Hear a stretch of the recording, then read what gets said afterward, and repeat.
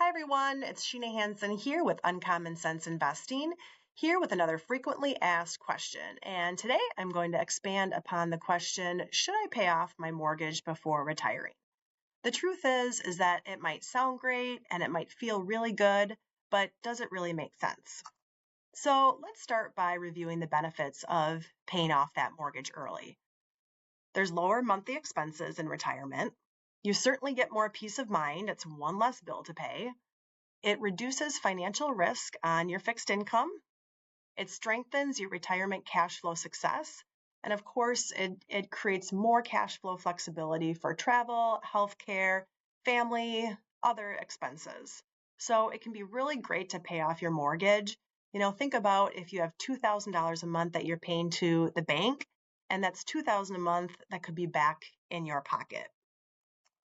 Now, let's go through some reasons as to why you might keep the mortgage. You might have a very low interest rate.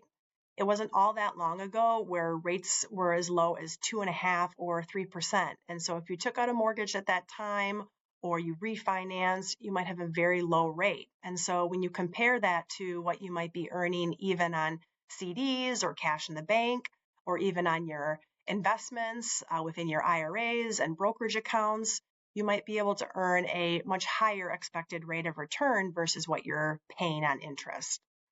Liquidity is certainly a concern because if you pay off the mortgage and that cash is in your home, it's harder to access it if you need it.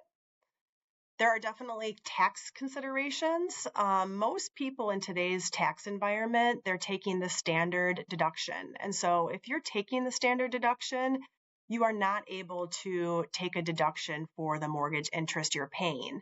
But if you are itemizing, that is a tax benefit, being able to deduct mortgage interest. But that's definitely the exception, and most people are not itemizing. You also want to avoid selling investments in a down market. So if you're using an investment account to pay off your mortgage, it makes less sense to do that if those assets have depreciated significantly. So if you're in the boat and you're trying to analyze paying off your mortgage, what things to think about, here are the questions that you need to ask yourself. What is your interest rate? How high is it? How low is it?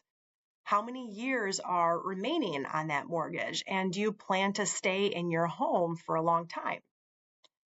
What does your retirement cash flow look like? How strong is it? By reducing that mortgage payment and having more cash flow in your pocket, how much of a difference does that make in your lifestyle? What do you have for emergency savings?